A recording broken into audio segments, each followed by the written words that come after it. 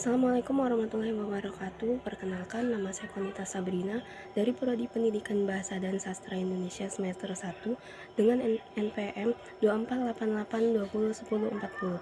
Di sini saya ingin memenuhi tugas dari Ibu Dewi Ratnaningsih dalam mata kuliah keterampilan menyimak. Di sini saya ingin menjelaskan beberapa kendala dalam menyimak. Yang pertama, keegosentrisan.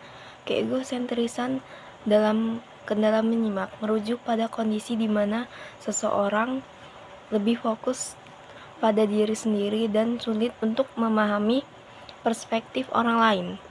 Salah satu penyebabnya yaitu kebutuhan untuk mendominasi pembicaraan. Orang yang cenderung ingin selalu menjadi pusat perhatian mungkin lebih fokus untuk berbicara daripada mendengarkan. Contohnya seperti dalam rapat atau diskusi kelompok. Seorang peserta rapat yang hanya memperhatikan ide dan pendapatnya sendiri serta tidak memperhatikan usulan atau pandangan dari anggota tim lainnya. Yang kedua, keengganan ikut terlibat. Keengganan ikut terlibat dalam kendala menyimak merujuk pada sikap atau kondisi seseorang yang tidak memiliki minat atau motivasi untuk mendengarkan aktif dalam suatu percakapan. Seseorang yang enggan terlibat dalam mendengarkan seringkali tidak memberi perhatian penuh terhadap pesan yang disampaikan dan kurang berusaha untuk memahami pembicaraan lawan bicara. Salah satu penyebabnya yaitu kurangnya minat atau ketertarikan. Jika topik pembicaraan tidak menarik atau relevan bagi individu, mereka mungkin merasa tidak perlu untuk mendengarkan atau terlibat lebih lanjut. Contohnya, seorang siswa yang merasa bahwa materi pelajaran tidak menarik atau sulit untuk dipahami bisa menjadi enggan untuk mendengarkan dan aktif dalam pembelajaran. Yang ketiga, ketakutan akan perubahan. Ketakutan akan perubahan dalam kendala menyimak merujuk pada sikap atau perasaan takut yang dimiliki seseorang ketika dihadapkan pada ide atau informasi yang bertentangan dengan pemahaman atau keyakinannya yang sudah ada. Ketakutan ini seringkali menghalangi seseorang untuk mendengarkan secara objektif atau terbuka terhadap pandangan baru. Salah satu penyebabnya yaitu keterbatasan pengalaman atau pengetahuan. Seseorang yang belum memiliki pengalaman atau pengetahuan yang cukup mengenai topik yang sedang dibicarakan, mungkin mereka merasa takut menerima ide baru karena merasa tidak cukup kompeten untuk memahaminya. Contohnya, seorang siswa yang sudah merasa nyaman dengan cara belajar yang biasa dilakukannya, seperti menghafal materi secara konvensional, mungkin merasa takut dengan metode pembelajaran yang lebih berbasis keterampilan kritis dan pemecahan masalah. Yang keempat, keinginan menghindari pertanyaan.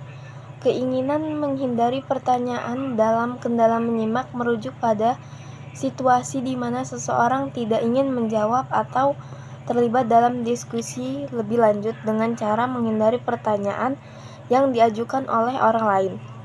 Hal ini bisa terjadi karena berbagai alasan, baik itu perasaan tidak nyaman atau kurangnya pengetahuan.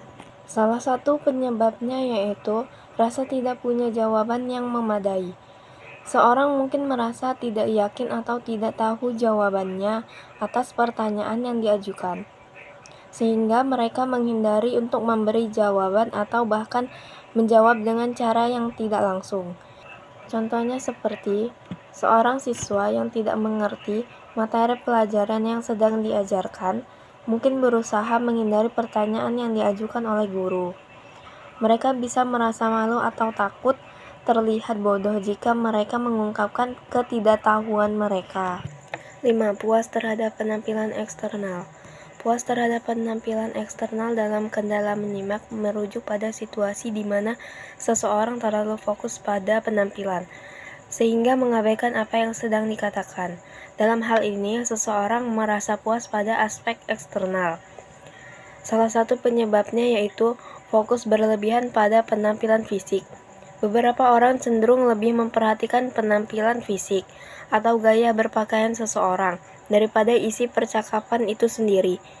Hal ini bisa menyebabkan merasa kurang memperhatikan atau mendengarkan apa yang sedang dibicarakan. Contohnya seperti seseorang yang sangat peduli dengan cara mereka terlihat saat berbicara dengan orang lain mungkin akan terlalu banyak memeriksa penampilan mereka di cermin atau di ponsel untuk memastikan bahwa mereka terlihat sempurna. Yang keenam yaitu pertimbangan yang prematur. Dalam kendala menyimak merujuk pada sikap atau kecenderungan seseorang untuk membuat keputusan atau penilaian tentang sesuatu sebelum mendengarkan atau memahami informasi sepenuhnya.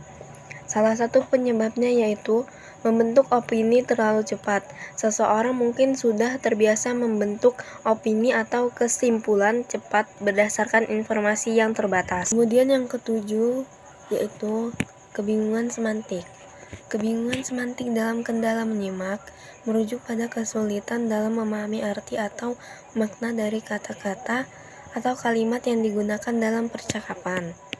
Kebingungan ini bisa terjadi ketika pendengar tidak sepenuhnya mengerti atau salah menafsirkan pesan yang disampaikan. Penyebabnya yaitu kesalahan dalam penempatan kata atau kalimat. Ketika pembicara salah menempatkan kata atau kalimat dalam percakapan, bisa muncul kebingungan dalam arti yang dimaksud. Mungkin itu saja penjelasan dari saya. Apabila ada kesalahan, mohon dimaafkan. Wassalamualaikum warahmatullahi wabarakatuh.